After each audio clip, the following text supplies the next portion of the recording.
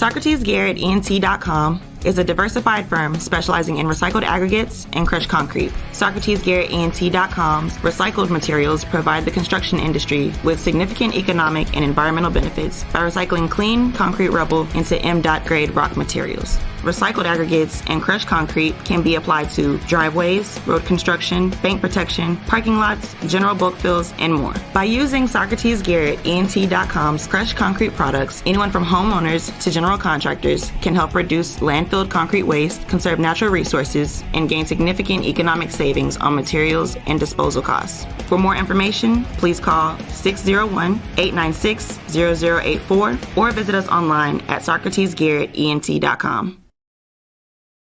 Hi, I'm Q Talicia Garrett. I am here to introduce our New South Development and Training Outreach Hour every Tuesday at 2 p.m., giving you information on how to become a part of the programs through USDA and Farm Service Agency. We can be reached at 678-779-9468. We can also be found online at newsouthoutreach.com.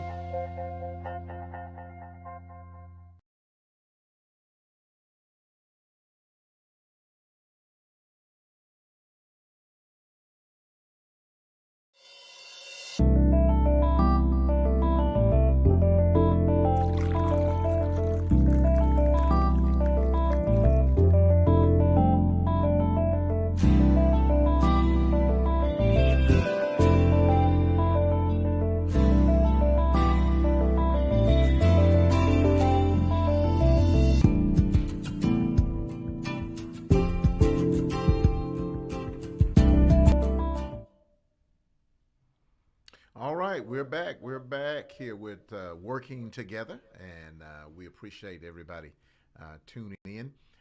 This is all about Working Together Jackson, Working Together Mississippi.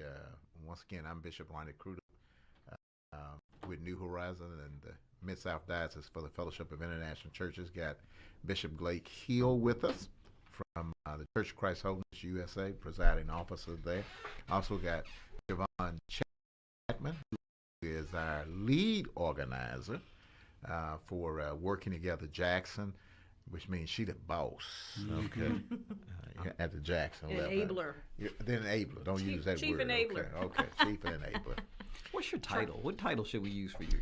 I'm the lead organizer. Working Together Jackson, but essentially I'm a coach. It's a support So I should call function. you Coach Chapman. That would actually be all right. Well, more maybe productive or helpful to some. Yep. Because I'm not an executive director. Right. I'm a coach. Well, one of the great things about this, as we talk about Working Together Jackson, Working Together Mississippi, is the fact that back actually in 1992-93, then we brought broad-based organizing to Mississippi and to Jackson, and the first iteration of that ended up being what we call the Amos Network. Okay, had to remember here the Amos Network, and as it goes, that phase of things ended, and as we say, kind of went to sleep, and eventually we reorganized all of this, and in what was it in 2012, I believe it was.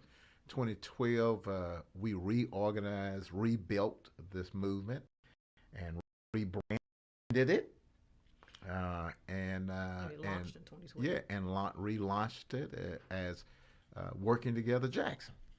And so we are here, which means that we're also celebrating 10 years. Yes. On this side of things, and so we got a lot of great history in this, and actually have made a wonderful difference in this community, in this state, in terms of the things that we do.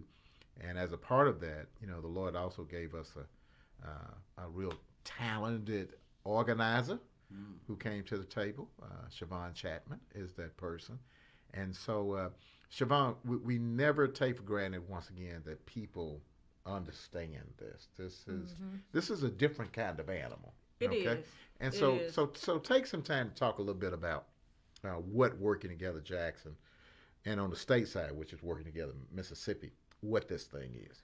Right. What you said in terms of being a different kind of animal is true. And so, I mean, even for myself, who came to the work with prior work in the community, I talked about my community work with my grandmother, campaign work, civic work, but broad-based organizer, which is similar and adopts from even movement work. We talk about the civil rights movement, the deep organizing that went into the moments that are oftentimes referenced. There was really a lot of deep organizing work that took place then that the same approach we utilize here in broad-based. And so Working Together Jackson is a broad-based organization. It is a part of a network called the Industrial Areas Foundation. The Industrial Areas Foundation, IAF, is the oldest organizer training network in the country.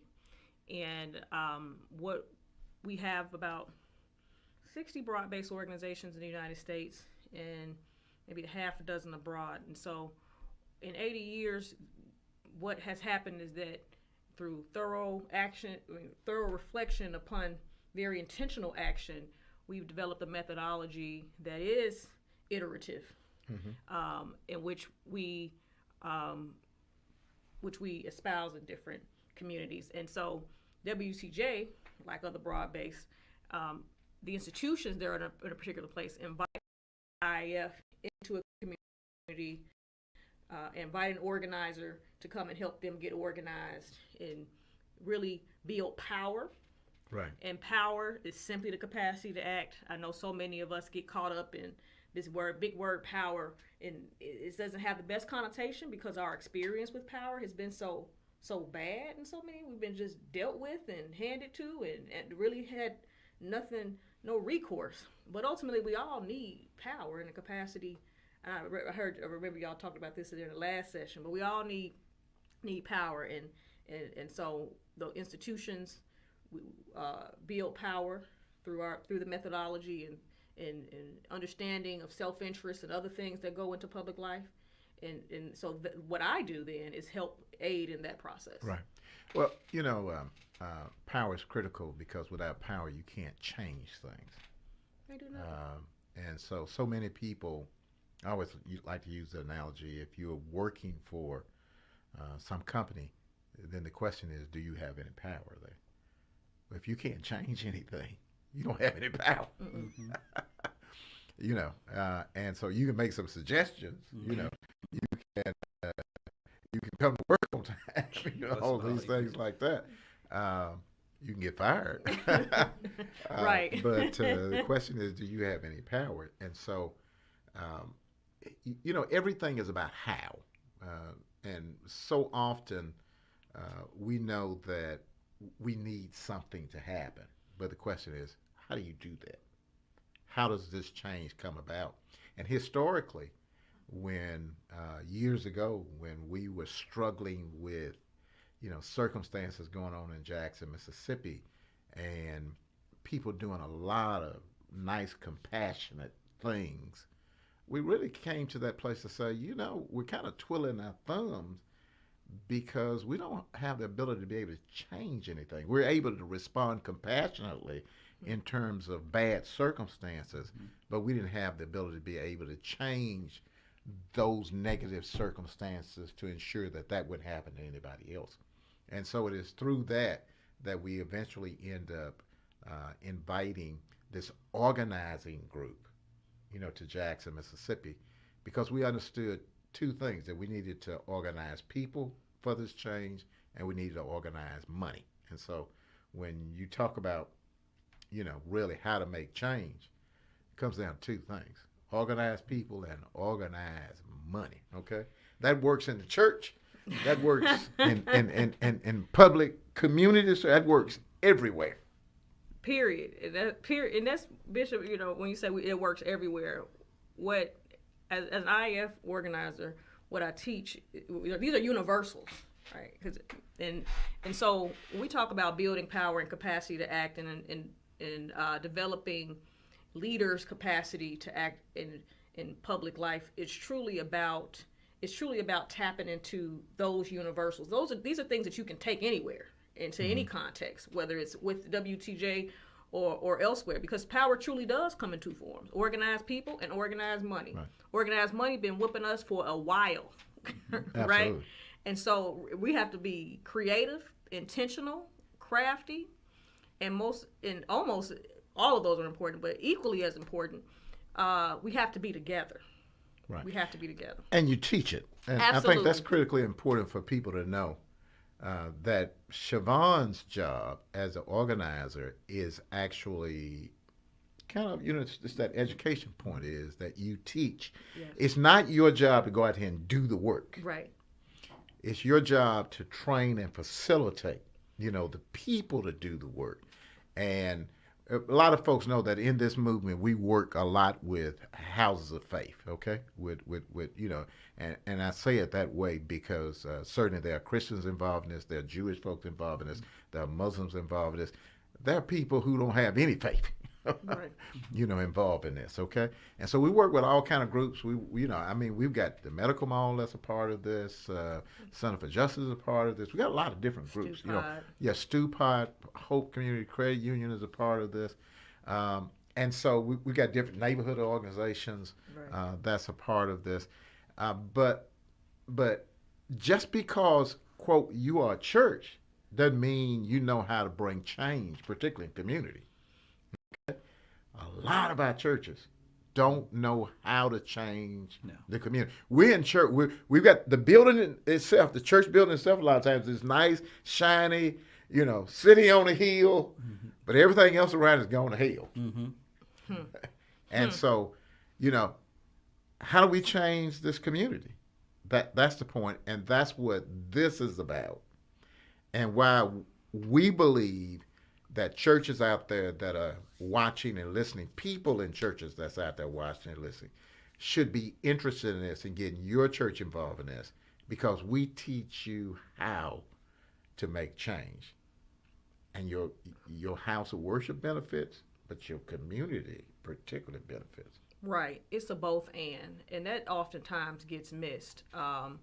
The work that we do of relational power building, that we do in relationship with each other, which means that, I am in a relationship with Bishop Crudup, and so that does something for Bishop Crudup that's transformative for Bishop Crudup. Bishop Crudup is a relationship with me, and so that does something for me that's transformative for me, right? That's an entirely different dynamic than most people are used to.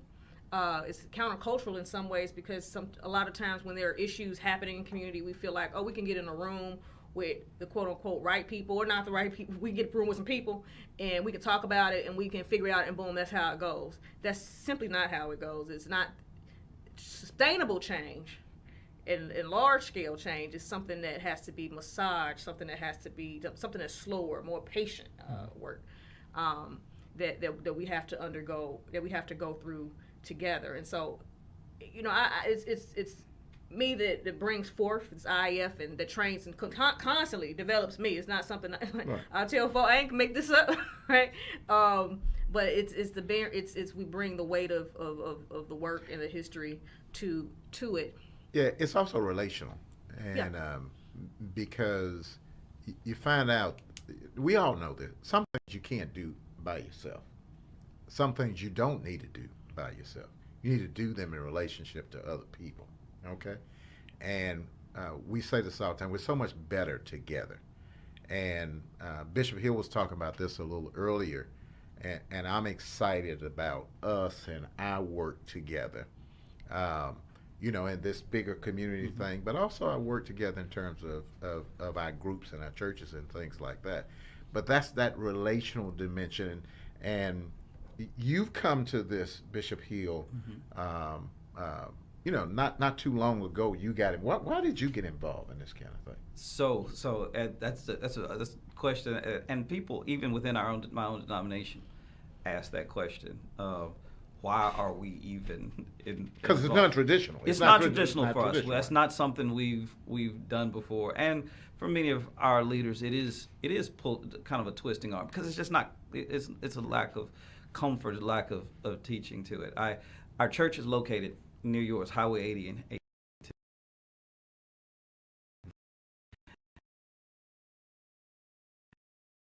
So I'm there. I'm excited about it, and people were coming by the church from the neighborhood walking by, and they would say, I need a meal.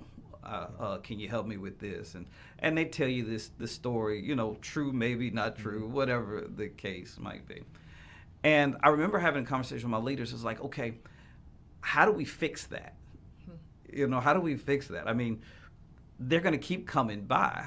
How do we fix that? To fix the individual issues. The issue is not just them. There's a system that is in place that has put them in this situation.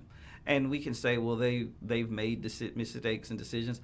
I've made mistakes and decisions, but that doesn't condemn me to this particular life. And so in prayer and just in thinking, I started meditating on the words of Jesus, teaching of Jesus. He says, you are the light of the world. City that's set on a hill cannot be hid. Don't take it and hide it in a bushel. This is the challenge I give my leaders. And for those of you who are at churches, they're wondering, why would I get involved in this? Let me give you a challenge to this. Jesus says you. The word you is not just singular, it's plural. Mm-hmm.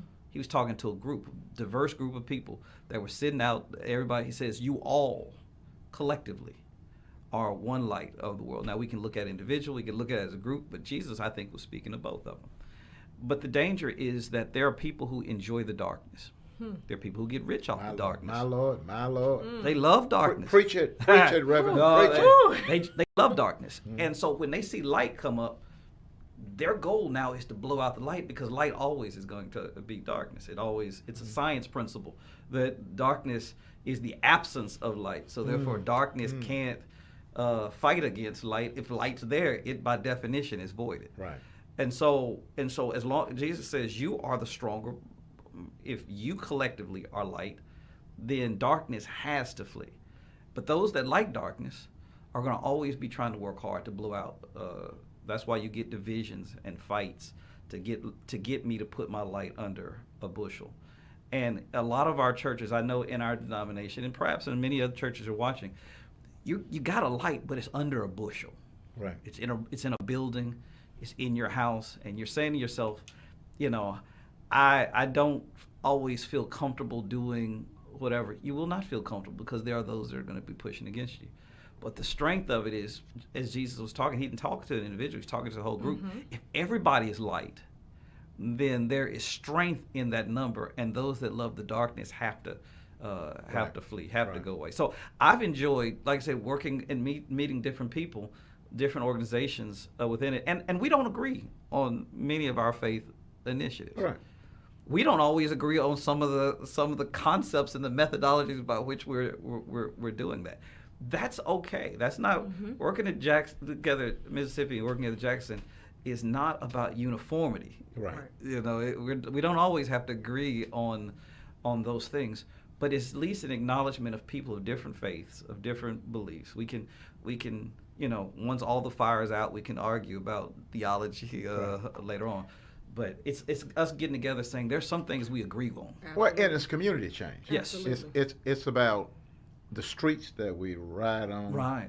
Together, the sewer systems that work, the water, in our community, various services that we get that affects all of us in the community, because it's about infrastructure, okay? Absolutely. And so we don't ask people to not be who they are when they come to this, okay? We encourage folks, be exactly who you are. You don't have to give up being who you are, but you recognize that this diversity brings another level of strength to you to be able to make the change. When you were just talking about from the scripture in terms about the passage, don't put your light under a bushel. What a reality is that the forces that be have put our light under a bushel. Absolutely. Okay? And so we're talking about, through working together, Jackson, working together, Mississippi, let us come and help you be able to lift that bushel off of you, right? So that you can be more effective in this community by letting your light shine. How you can do that more effectively and benefit the community will benefit. Also, your various congregation will benefit. Absolutely. I mean, we say institutional problems require institutional responses. And ultimately, in fact, to your point about what must take place for an institution, you talk about the light of the world and what Jesus calls us to do. It's a part of the mission. It's a part of the mission of the institution. Right? Mm-hmm. I say as an organizer, come to us if you feel that your mission compels you to do so.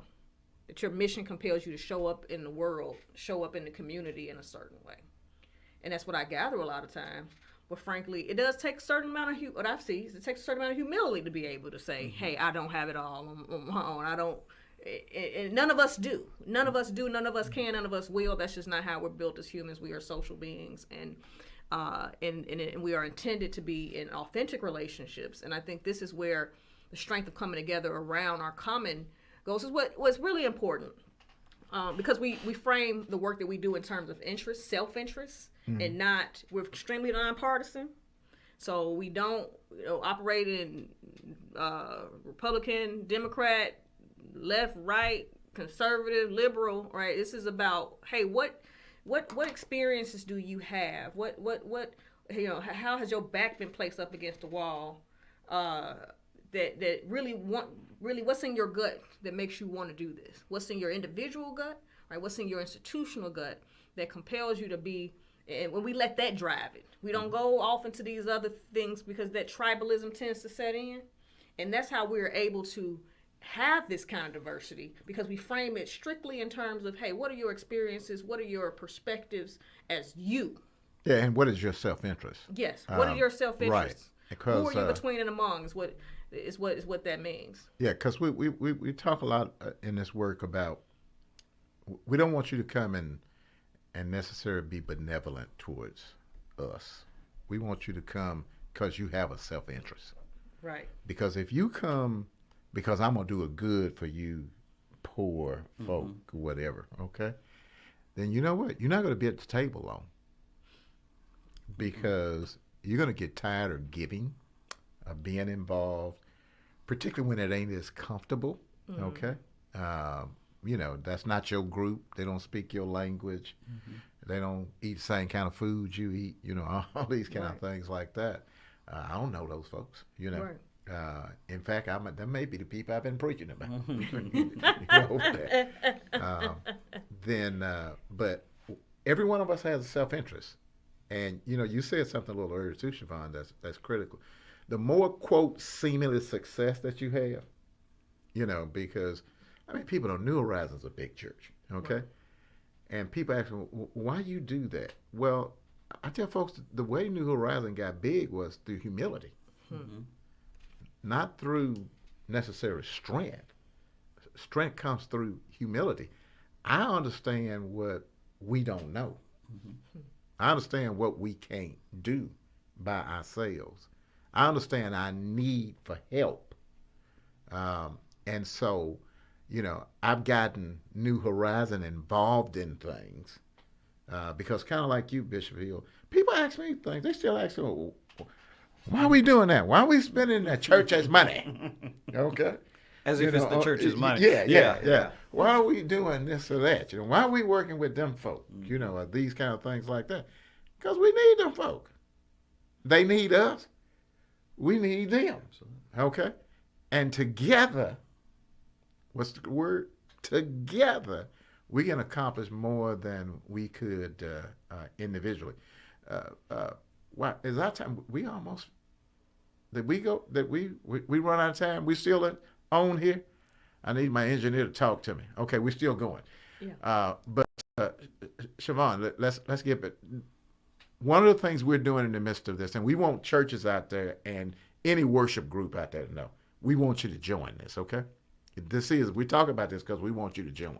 Okay, if you need a little bit more information, then Chevon or I or Bishop Hill certainly will get with you about that and explain how you and your group, okay, maybe your neighborhood association, okay, because y'all having a heck of a time in your community. You need some help. Y'all got to organize yourself, okay, because if you waiting for other folk to come over here and save your community, it ain't going to happen, okay? And so you need that help. Then you can come to an organization like this, okay? And we can come and bring you some strength and power. Absolutely. And stand with you to help change your circumstance. And there's no better time than right now because we're in the midst of a rebuild. Why are we rebuilding? We're rebuilding because all living things need replenishment. And if this is a different type of vehicle, which it is, and it's a living thing, this is not programmatic. There's room for, let me be real clear, there's room for all the good work that folks are doing. But ultimately, the work of organizing, truly, there's an energy, there's a flexibility. There's so much that goes on, and action over time tends to just kind of thin out a base. Mm-hmm. And so all broad-based organizations rebuild, go into an intense period of rebuilding every 5 to 7 years. WTJ long overdue. We at 10, so we having to take a real deep dive. We're always doing the relational work of one-on-one meetings and relational meetings. That's how we get to a collective agenda, where we're figuring out our self-interest, building trust with each other. The leaders are, institutions coming together, and then there's an agenda set forth that it takes all of that into account. Let me just stick a pin right at that point. I want you to come back because I want people to hear this. So Bishop Hill, Bishop Crudup, and Chevon don't set the agenda. I sure don't set it. Now that's what's different about this, is that the folk at the top don't set the agenda. Because in everything else you do, the people at the top set the agenda. In this movement, agenda comes from underneath. It comes from the bottom up. Okay? So share me more. So this is a vehicle. It's a means to an end more than it's an end within itself. There are no pre-established priorities or pre-established goals. We have long-standing ones around infrastructure, education, et cetera, because those come out of continuous series of conversations that we've had over time. Like I said, in house meetings, the methodology of house meetings and the methodology of the one-on-one relational meetings. That's how we build our infrastructure. So we are rebuilding our relational infrastructure that enables the power building that gets to those accomplishments, that gets to those changes. That's the big difference. And so, we understand that power comes in organized people and organized money. That's our main focus. And so getting more institutions at the table. Institutions are, like you said, I already know quite a bit about organized people and organized money. You don't necessarily have the sophisticated grasp on how do we get the organizing pieces, the power, because they can get pretty almost scientific. They can get pretty high level. However, those pockets of power come together, and we arrange ourselves. You arrange yourselves in consultation and relationship with me and the IF to go on to the work that we need to be doing. And so what we would normally do, what most broad-based organizations do during rebuild, is completely stop issue work. I mean, completely stop it. And we're able to do that, side note, but important side note, because we raise our own money. We do accept grants. We welcome grants, right? So if there are any funders out there, you want to holler, but we raise our own money so that we can set our own, so that the organizations can last as long as they want to last, and that they can be independent. That often comes with some strings attached, okay? And so paying attention to the base of institutions and the people there, expanding, the more the merrier, and not because not for our agenda, but to pull in your interest as well is your institution. And making sure the money, the hard money we call hard money, the money we raise on our own, and the grants and stuff, soft money, and really rebuilding that so that we can be more capable and prepared and more powerful. And we do relational organizing, but that often relational don't always mean nice and friendly. Sometimes we need to be a threat in some situations because agitators. Right? You need to agitate. You need to agitate. Yeah. You need to change. You take some stand. Yeah, you got to take a stand, and so inherent in that is attention. Inherent in that is this understanding that WTJ needs to be calculated in. These folk in power and the entities in power needs to calculate WTJ in terms of how they think about their interests in the actions they take. So this is definitely we are built to play hardball, but ultimately what we're here to do is build a vehicle that vindicates the interest of the entities within it. WTJ does not exist by itself. It's a mere abstraction, or I'd like to think of a prism from the bottom, all of your institutions, and you create something together. And I'm just here to help support that. The work that I do, I'm most successful. The issues are important, as we say, right? I live in Jackson as well, but the success that I enjoy as an organizer is really seeing leaders develop when they come to us with a certain amount of anger, whether you have a credential or you don't, whether you high level PhD doing all this, whether you Bishop Glake Hill or usual suspect like me too, or whether you just you stay at home parent or you a custodian, none of that matters. So that's where I enjoy my work the most. Yeah, this work gives institutions, and that's a good word. Mm-hmm. This is a work of institutions. So working together, Jackson, working together, Mississippi, is a organization of organizations. Yes, sir. And so you come to this because you represent an organization. Now, let me do this caveat. We do actually have a organization that we've started for individuals who don't necessarily represent. They want to do something, and maybe at this point they can't get their congregation, their right. church to do anything. Maybe they can't get their neighborhood association to do anything. They can't get whatever. They say, but I want to be a part of this. And so we created something that they can come in and work with other like-minded people, okay? Bridges. To do that. Bridges. So, Bridges are working together, Jackson. Yeah, bridges are working together, Jackson. But typically you would bring your organization to this, okay? I brought New Horizon to this and also other churches in the Fellowship of International Churches. Bishop Hill is bringing the churches of Church of Christ Holiness USA to this. And let me say, even with that doesn't mean everybody agrees. It's sometimes, you got to do this relational thing, and it takes time, but we're starting an effort that we know is going to be beneficial, okay? And so other groups come. And so why in the world would Hope Community Credit Union be a part of this? It's in their self-interest. Right. Why would the Jackson Medical Mall be a part of this? It's in their self-interest, okay? Why would the Center for Justice be a part? It's in their self-interest, okay? Why would New Horizon? It's in New Horizon's self-interest, okay?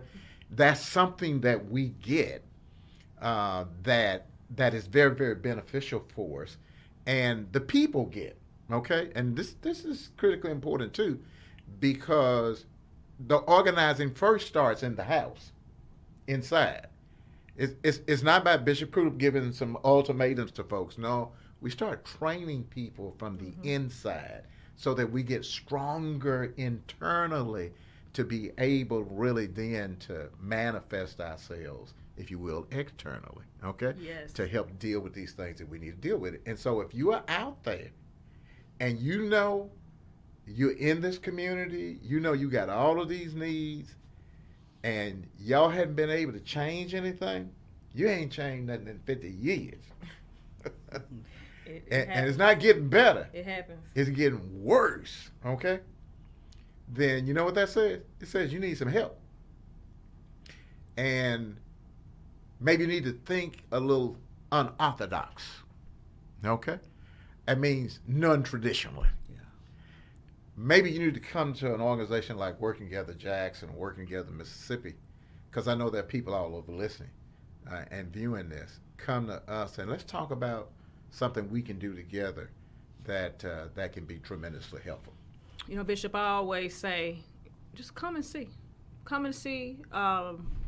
Rarely, if ever, would I secure a commitment to join on the site, because it really does need to be an institutional decision. It's best that way for me to come in and speak with you, and you speak with me, get an understanding, build some trust, meet some leaders, explore the relationship, figure out how this works in your self-interest, pull your interests and pull your stories into the mix, and then we take it from there. So if you have any questions, if you want to just meet, if anything, concerns, I'm all ears, and give it to me real, because we can't do it. No, this doesn't work any other way. Again, I'm Chevon Chatman, and Bishop said earlier you can find us on social media. You can find us on Facebook. That's really easy, Working Together Jackson. But if you would like to reach me, you can reach me, my cell 601-460-0255. And I also have an email, Chatman. So that's CCHAT as in Tom, MAN .WTJ. At gmail.com. WTJ means working together. Working Together Jackson, right. C Chatman, so CCHATMAN Working Together Jackson, WTJ, not the whole thing. WTJ at gmail.com. And I'd be happy to just speak with you. Give that phone number again, too. Just okay, that phone number is 601-460-0255. And if nothing else, you can always pull it up on Facebook, okay? You say, yeah. What was that group? Working Together? Okay. Pull it up on Facebook, and you'll get to a number or some kind of people address. inbox us all the time, and right. I get right back to them, and we'll get back to you. That's not a problem. No problem. Because we're here for you, okay? Because, listen, we all need some help. Help! Come on, it's some crazy stuff happening in Jackson, Mississippi right now. Okay, I mean it is. Come on, folk. I mean it's crazy stuff happening all over the United States. But let's talk Jackson, Mississippi. Yeah. If you live in Jackson, Mississippi, your congregation's in Jackson, Mississippi, you're concerned, your children, your grandchildren, your nieces, nephews. Then the reality is you recognize we're in a critical circumstance here. And so Councilman Kenneth Stokes called the mayor out because the mayor said he thought Jackson was safe. Was what? Safe. Was safe. Oh. Okay. And so they're in this big fight. Well, the truth is people don't feel safe in Jackson. No. Okay. And so how do you change that? Right. Here's what we know. Police by themselves can't change that. Because if they could, it would have been changed. The sheriff department by itself can't change. Jackson Police Department cannot change it. Okay? It's got to take something else. Okay? I know sometimes preachers say, well, let's get a bunch of preachers together and we're going to bring the church to it. That's a wonderful thought. But how are you going to bring the church to it? You got to organize the church, okay? And a lot of times what preachers don't have the tradition of doing is organizing themselves, okay, for something like this in the community. We know how to organize folks to sing some songs on Sunday morning, okay, and usher and greet. But we don't know how to organize folk to be able to make this change in this community. Sure. That's where something like this comes in. Everybody had their lanes, right? In areas they're strong or areas of expertise. And preachers and pastors, y'all have so much on you, so much you work with, deal with. People bring so much to you in your doorstep, and so it's really about. That's why the engagement is with the institution. The development is of leaders within the institution to help carry out the mission, be it with WTJ or not. There are some institutions that take what they learn or take what they adopt from what they from WTJ and employ it for their reasons, separate and apart. And then there are institutions; those same institutions typically work with the base as well. But I just want to be clear that this is truly about your institution and about the capacity of the individuals there to act on your interests, and about the pressures on the families that are in that institution. Those same pressures hit those institutions, and so where we at now, right? And so we got to come together and become stronger in relationship with each other. Those institutions do, and also within those. So there's a complexity to it. There are multiple levels, but ultimately that's what it's about. Because not only should an institution not try to take this on alone. No one person at an institution should try to take this on alone. Let me say it this way. This is a good one. This is going to be provocative. Okay, come on. I like when Bishop Crudup get provocative. Yeah. Okay, I got to go in here. In terms of what Chevon just said. So I'm gonna use the I word. I pay some people to pray for New Horizon. I pay some people really good money to pray for New Horizon. Let me say, I want people to hear this again. I'm going somewhere with this. I pay thousands of dollars for some people to pray for New Horizon. Where Why does one no? sign up for this job? wait. I'm thinking that's a great idea. Now, I have people who will come back and say, well, why in the world would you do that? Because I believe prayer is powerful. I believe prayer changes things, people, circumstances. That's good. That's good. And if it's that powerful, why wouldn't I spend money on it? Yeah, that's good. That's good. Need more petitioners. Okay. You ever been to New Horizon? One of the things you know is we got a heck of a music department. I got some guys, they can show enough play.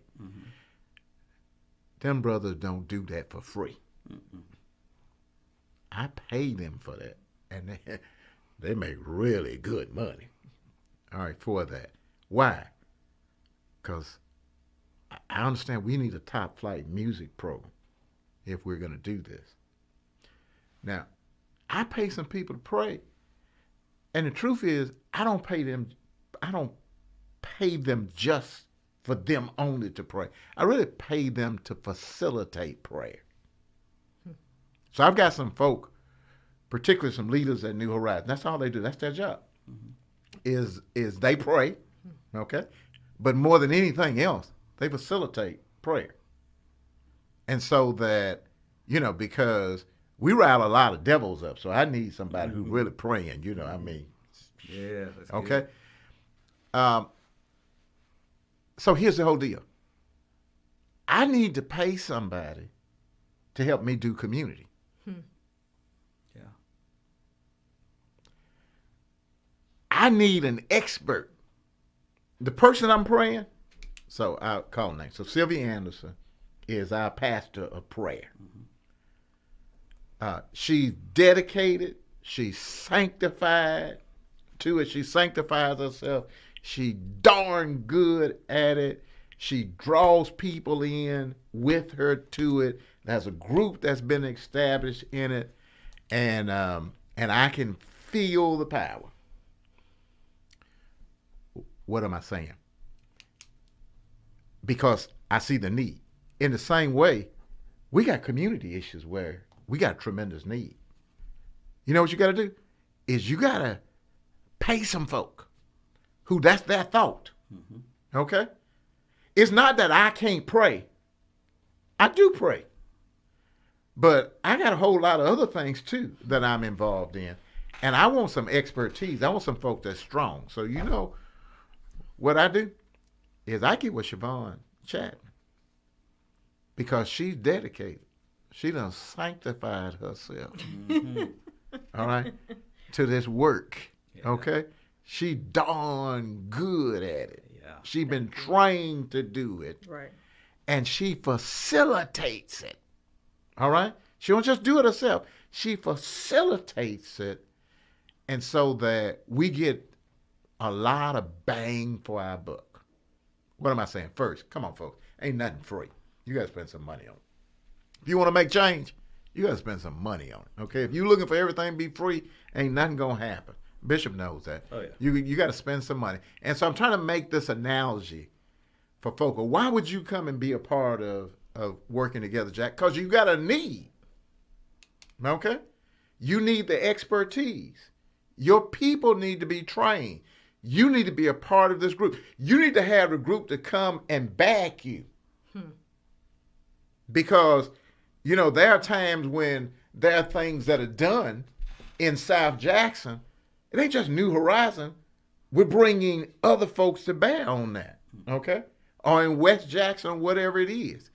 And so, once again, together, we're strong.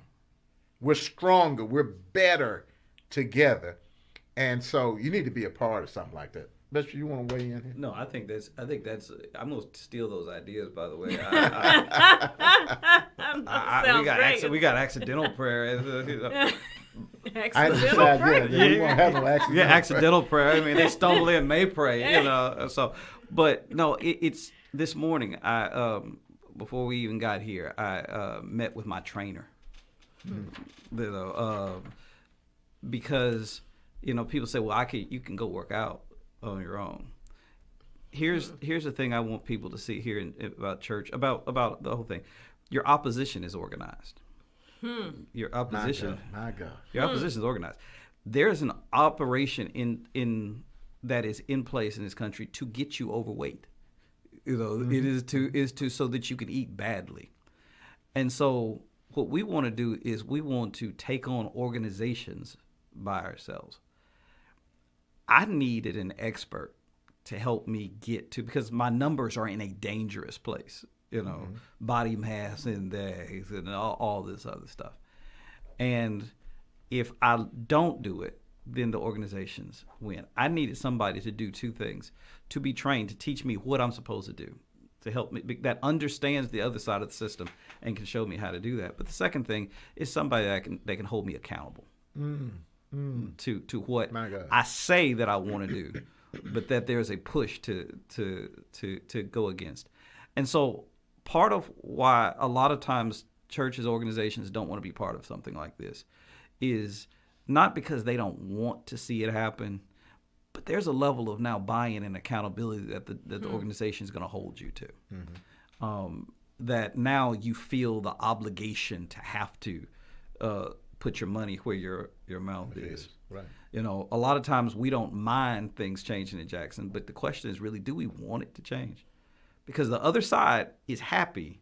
Your opposition is happy doing whatever it is that they're doing. They like things the way they are.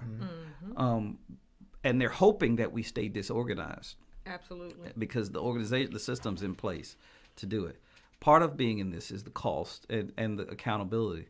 But I try to share with my leaders, when bad police pull over a young man racial profiling, they don't ask him whether he's Christian, Muslim, Jewish, right, Islamic, any faith. They violate the moral code that they have. When they're underfunding school systems in Jackson, they don't say, well, we're going to take the Christians and put them in one class, the Jewish put them, and then only do. No, they're not going to ask those questions. There are certain things that all of us as organizations that are moral imperatives that we have an obligation to stand against. We have different reasons for standing against it. We might have different biblical or a Quran or these other reasons, but there are some things that we all agree on. Right. We all agree on in the richest country in the world, folks should not go hungry. In the richest, we believe in that increased child insurance, parental insurance, maternal insurance, and maternal things. We believe that in this country you should have access to adequate health care. I think that's just a moral. It's a right, man. It's a right. It's a moral imperative. The richest country in the world, you should not. Your health should not be based on zip code or finance. I think those are some things that, regardless of which Bible or spiritual sacred text, what I love about working together Jackson is it allows us to organize our money. My $100 may not be a lot by itself, but if everybody has $100, then that $100 means something. But now if I'm putting $100 in, then I'm also giving a certain set of buy-in that I'm giving you permission to hold me accountable. Right. To where now you can call in and say, Bishop, now listen, we got this issue that you said was important to you. What are we going to do about it? What is your organization going to do about it? Absolutely, and I really appreciate that that point in terms of an amount of money, because let me say to people out there too, because somebody already went there and said, see, y'all all about money and it's going to cost me a whole lot of money. Listen, you go shopping, you don't sit there and tell them folks it's all about the money. You go in there and get what you want, okay? But some of the best money that New Horizons spends, frankly, is on working together Jackson, working together Mississippi, because honestly, it's small. okay, comparably. And we really don't spend a lot of money on that. If you are a new congregation out there and you come to be a part of this, it is going to cost you something, okay, to be a part. Because there ain't nothing you go to that is not going to cost you something, okay? It takes money to do things. It's an investment. You got to look at it as an investment. Yourself. But we really are talking about hundreds of dollars, okay? Honestly, more than necessarily thousands of dollars. So think about it over a month, okay? That you want to be a part of something like this, that's going to cost you, a couple $100 or something like that a month, okay? Starting off as a part of this. We spend more money at New Horizon because we've got more benefit, okay? And we recognize that benefit. New organizations that's coming in, they're if you will, they're operating more by faith. That I'm going to get the benefit. Budget, all those factors go into, and we have those conversations. Right? I work with you. There is a floor, and we work according to the size and numbers, all of those things like that. I'm just trying to give people a little feel. I'm trying to take away all the excuses. Because see, I know preachers, I know church members, I know deacons and elders and all these folks, and say, well, we can't afford to be a part of that. You can't afford not to be a part of it. Because if you out there, you out there, you ain't getting what you need, okay? And so you need to come to the table and get what you need, okay? And so that's all this is about. It truly is an investment. I just want to say one thing. I've been trained and developed, and I have a background and a tenure that really I do. I'm a capable professional at what I do. However, my job ain't to come in and tell folk what to do. My job is to, like I said earlier, I'm a chief enabler. Is to impart information, get into a relationship, identify leaders and institutions that want to act, get into a relationship around your interests, and help you and develop you toward those things, you individually and you in your congregation, and then guide you along the way. But I recognize and I must do so, particularly as a broad-based organizer. A very important thing. You know what's going on with you and your institution better than I could ever know or will ever know. You know what's going on around your community better than I could know or will ever know. So I'm going to respect that. I'm going to respect what you, because most folk know exactly what pressures is going on. They even have an idea, hey, how we can solve this. But there are these missing parts, missing factors, missing parties from the table, and so it's more supplemental than it is like fundamental. It is. There's a coaching consultant element to it. That's what you're paying for. You're paying for that, and like I said before, right? We're talking about organized people and organized money. We simply don't build power unless we're paying attention to our money, unless there is money to be paid, and not relying just on outsiders to pay our way, because there are some real dangers, and nobody knows it. I dare say more than the church, how dangerous it can be to just rely on folks to goodwill, and so there are all kinds of reasons. These are not just fees, arbitrary fees or anything. And like I said, just if you have any questions, we can lay out so much today, but ultimately it's really get into that relationship for you to begin to understand. Hey, how do I fit into this, and what is it gonna cost me? Yeah, we're moving to kind of wrapping this up, but if you won't change, that's if you won't change. Remember, there are some forces that's benefiting from the lack of change. Whatever negative is that's in your community around you, that's happening. There are some, Absolutely. As Bishop said, there's some groups and forces out there that's benefiting from that. They want the status quo to stay.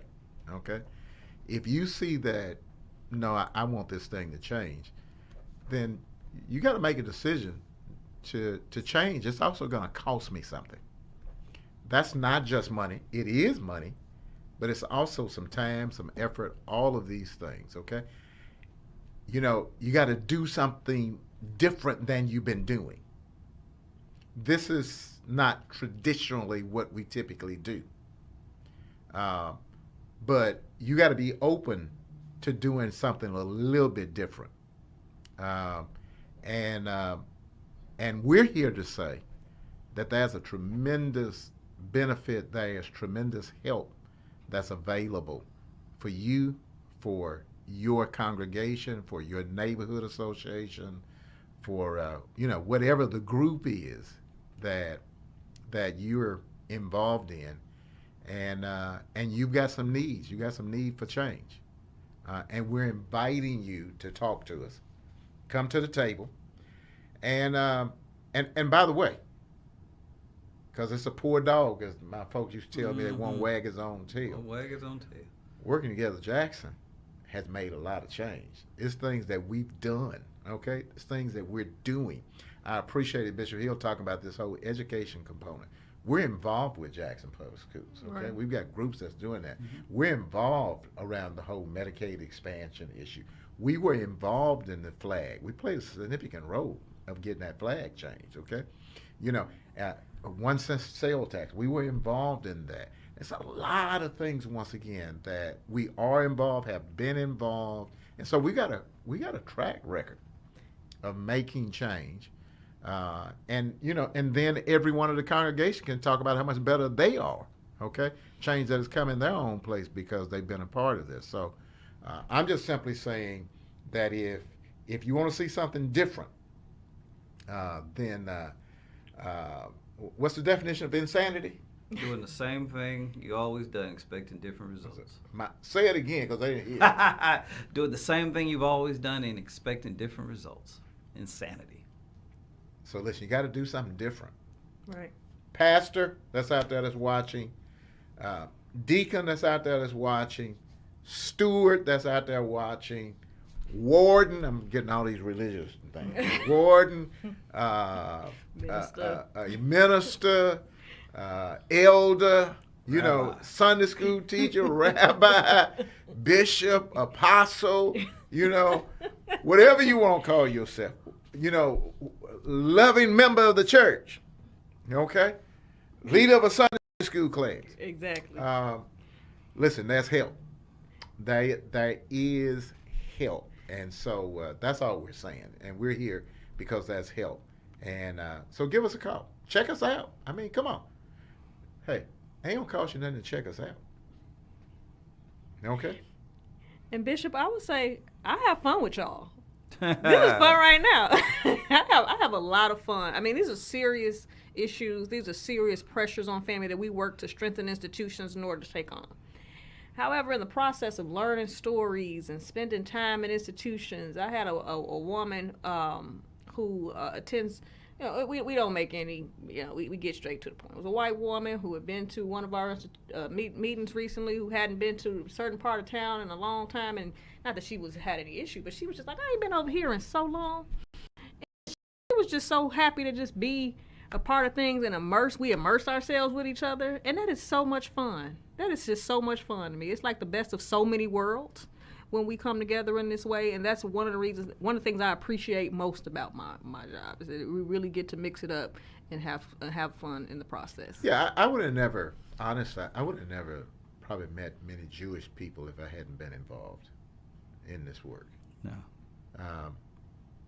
But besides maybe somebody work with somebody that's Jewish at work or something like that. But I mean, to get to know some people and that they think the same way I do about certain kind of things. I wouldn't know as many Islamic folks, okay? As I know now if I hadn't been involved in this. I got these negative stereotypes that I've been taught about Muslims, about Jews, about them Church of Christ Holiness people. Yeah, we rough now. Yeah, about them Baptists, them Pentecostals, them Charismatics, and in this work you find out, what they got over there at the mosque? They got people. You know what they got over there at the synagogue? They got people. Yeah. You know what they got over there with the Baptists? They got people. You know what they got at the Church of Christ Holiness USA? They got some good people. You know what they got? It's really about people. Now, do we agree about everything? No, we're not asking people to agree Absolutely. about everything. We're not asking people to drop, once again, your doctrine or any of the things like that. That's yours, okay? So we're not trying to have uniformity Right. in terms of things, okay? We're talking about bring your needs to the table, and let's see if we can, once again, Scripture, if we can reason together. Okay? And see if we can, organize around these things to help make the change that all of us need. And I think when that happens, it becomes valuable to you, okay? Mm-hmm. And you want that because you get strengthened. One more story, okay? Because we close it. Prior to Mission, Mississippi, everybody knows that name, Mission, Mississippi, okay? Premier racial reconciliation movement in the state of Mississippi. I was there at the very beginning, still going, we're still a part of that. But a couple of years before Mission, Mississippi started, New Horizon actually got involved with Trinity Presbyterian Church in a sister church relationship, okay? They were white, we were black. And I had a lot of folks give me a lot of gruff about this because we're talking 30 years ago, okay? And people give me a lot of gruff about it and say, why in the world would you do that? And I told them the reason I did that is because I wanted to see my people grow. I didn't do that for the sake of the white folk. Okay? Now, I think they got something out of this, too. I know we got something out of it. I wanted to see my people grow because, and I just be honest, at that point, we had all these misconceptions about white people. Okay? And about what was possible and all this. We weren't sure if they was people like we were people. Okay? A lot of my folk felt like God loved them better than he loved us because they got better stuff than we got. Okay, so maybe a different God, whatever. Y'all didn't think that too, did you? Oh, Lord, yeah, we thought that. My Jesus, okay? We had inferiority. We had all that was at your church too. Huh? Yeah, okay. We had all kind of stuff. All the byproduct. Okay? Yeah, all this stuff, all okay? The byproduct. And what that relationship did for us is it caused us to change. We got rid of a lot of our negative misconceptions about ourselves and about what we were able to do. We got with them, and we actually went on our first international mission trip. Since then, we've been all over the world. And by the way, they didn't pay for us to go. We spent our own money. Okay? They talked to us about what they were doing at that point in Malawi, a good work that was going on that they were doing for black people. Okay? And we decided we wanted to be a part of that, and they invited us to go with them. We went. And after that, it's been on, and we've been there and all over the place, out there. We benefited tremendously, from that. And I want to end with this because this is important. Trinity Presbyterian Church doesn't even exist anymore. But, by the way, not because they had a relationship with New Horizon. no, it was a mother service. But here's the whole point, is that now those people still exist. I still run into it, see them in different other places and things like that. They are better, we are better, because we did something unorthodox. We did something that wasn't comfortable. You know how uncomfortable it was sitting around the table with them white folk? Because, you know what I mean? I had my stories now. Come on now. I mean, I'm a black man from Mississippi. Yeah. I was angry. Okay? And so, but you know what? We got help. We got made better because of it. We're saying that this kind of work will help you and help you become better. Yes, just one quick thing on that point, Bishop, because it gets at the heart of my experience, as a black woman with roots in Mississippi, whose family was forced out of this place decades ago, and to come back and reattach my lineage to this history of organizing. It means the world to me because of my attachment to black identity and liberation. Those are where my self-interest lie, and I'm happy to work with everybody else because I find it enriching. I get the best of all those worlds, like I said, but and I say this unfortunately because in the history of the history of this place. There's been a lot of distrust, and rightfully so. But ultimately, and it's not about being somebody's friend. That's one thing we gotta know, and particularly in public life, is we're talking about developing public relationships where there is a certain amount of trust. It's kind of can look from a distance, look like, oh, these folks, trying to be friends. No. Great, come out with a friend, but this is about building a working relationship with someone. And yes, in the process, it does become, that's what I meant earlier about this acts on you. We on the same foot, and this ain't about charity. This ain't about pity or nothing. It's about, it's about the work of your institution. It's about the work of the community and getting things done. I tell some folk, I wish it was enough for black folks to raise their voices by themselves, by ourselves, and for something to change. But it ain't. And so sometimes we have to go uncomfortable, untraditional routes and work with folk that you may be building about, or work with folks. We've been in meetings with because we have to. It's about power. It's about getting stuff done. And so in that spirit, then we come together, with good intentions, but a real understanding about, okay, what are we here for? This ain't we ain't got to be buddy. Yeah. Right? We got 3 minutes and we're gonna be finished. Okay, I just had to say that because they need to know. I see it so much. I see it as we talk about together. And the great thing is we teach people how to do this. Okay. Yes. That's the great thing about being a part of this kind of movement is that we help you become comfortable. We set processes in motion.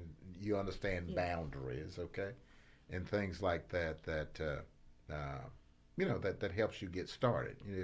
Sometimes we hold people's hands. Once again, institutional hands to be able to get people moving in the right direction. Because you came to the table because you had a need. And you want to see that change. You want to see that met. And so that's what it's about. Bishop, let me just add one last thing, is that something that I tell my churches, and I want to share with those that are listening. I ask them a question that if your church disappeared tomorrow, would Jackson care? Would it even matter My Lord. to Jackson? If my church disappeared, it wouldn't cost them any tax base, because we're not paying any taxes. If the Church of Christ Holiness disappeared from Jackson today, just up and disappeared, would Jackson even shed a tear? Would they even know that you disappeared? And I would submit to you that 700 some odd churches in the city of Jackson, 7,000, whatever the number is, I would submit to you if 2/3 of them disappeared tomorrow, most of Jackson wouldn't know they were gone. Yeah, they wouldn't miss that. It used to be. Used to be as a building over that way. It used to be. We thought it was a restaurant. There were these things, and God has called us as churches, as faith institutions, to something more than that. I think at the end of the day, outside of the self-interest that we talked about, the interest that is going to matter the most for those of us of faith is that one day we're going to stand before our Creator, and He's going to ask, "What impact did you make in the place that I planted you?" And if the answer is we could disappear and nobody noticed, our God, our Creator, will not be happy with that. Mm-hmm. But this is a vehicle where we can make a difference, where people will know that we love Jackson. Mm-hmm. People will stop us from, you hear people all the time complaining about Jackson, but the church is not supposed to complain. We're supposed to have hope for Jackson. And so I challenge all my other institutions of faith, all of the ones that are there, to step outside of your comfortability, to grab the mantle that the Lord Jesus Christ has given to us, or your faith. I'm sure in other faiths it's the same, and make such a difference that at the end, that when it's time to the institutions close, that Jackson can say, "We sure missed them," and that's going to be our mandate as a Church of Christ Holiness, and I pray that it's the mandate of others. Man, that's powerful. By the way, we do have over 700 churches in Jackson, Mississippi. Okay, that's the ones you can identify. That doesn't include a lot of the storefronts and others. Okay, so there are over 700, and so with that many churches, why does Jackson have a problem with that? It's because the churches are insular. They're inside. Mm-hmm. They're they concentrate on themselves. Most of them do very little that affects the community outside of themselves. We want to say to churches, we can help you in that because we know, that a lot of churches want to do more. And so for the people that's not concerned about the folks outside, then you don't have to listen to this, okay? But for people who want to do more, you want to see some change, you're the folks we're looking for because you see the need, okay? And you may be one of those churches. There was a politician the other day, just a week or so ago, accused the churches in Jackson, Mississippi of not doing enough. That's the reason we got all these children dying in the street. Yeah. And by the way, we do have children dying in the street. Yeah. Okay? It was a teenager that did the shooting and died at the Mud Fest. Mm-hmm. Some other teenagers that were there got arrested. Then following week, a 14-year-old and a 17-year-old got killed in Jackson, Mississippi. They were teenagers, okay? We got some serious problems, okay? Once again, police can't do it all. If the police could do it, it would have been done. Sheriff Department, it would have been done. So for everybody out there that wants to see change in this, then, we need you to pray and we need to take some action. What we need you to do, we need you to pray and we need you to take some action. Listen, we're saying we think you can pray. Let us help you with the action. Let Working Together Jackson help you with the action. Okay? Absolutely. That's what this is about. And it's incumbent upon institutions. We talk about governing this city and taking responsibility and leadership. A few years ago, St. Mark's Episcopal Church, to give you this example, celebrated 135 years. This is 3 years ago. It may be 138 right now. Mm-hmm. How many lifespans of Chokwe and Lumumba is that? The mayor, right? So we think about, hey, who really should have a say in what's going on and how our communities are run and how our city is governed? Who should really be it's institutions. Police chief gonna come and go. The mayor gonna come and go. Bless their hearts, all and their work and all of that. But ultimately, it's really about democracy. It's about this the self-determination element of broad-based work that is truly leaning on institutions that are our bread and butter in society. Well, all good things must come to an end for today.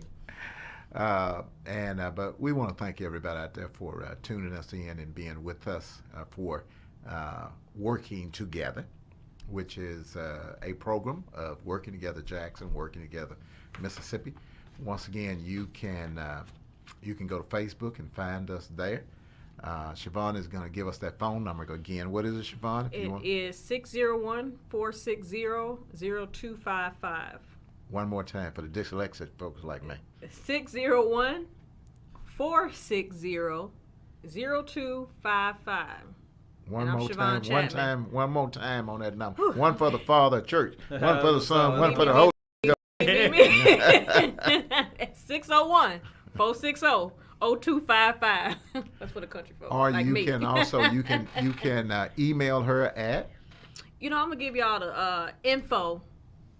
Just this one is shorter. Info at WTJXN.org.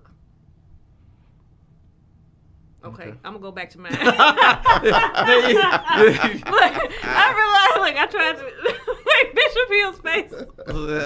Just email me. Go to Facebook. I'll give y'all mine. That was a valid one, but let me just give y'all mine again. Chatman.wtj@gmail. So that's CCHATMAN. Did I spell my name right? WTJ for Working Together Jackson @gmail.com. Yeah, that's an easy one. So CChatman@WTJ. CChatman.wtj@gmail. Yeah. CChatman with a T, not a P. .wtj@gmail.com. Okay. All right. Very good. Or, you can always call some of the rest of us and we'll get you to Chevon, okay? But thank you so much for being with us. And I hope that congregations out there will reach out and let's start a movement of change. Okay, that's what it's about. Let's make a difference in this community. Together we can do it. Okay, we're better together. That's all we're saying. Hey, until the next time, my little statement is count it all joy. Keep working together. Okay. Bye bye. Bye bye.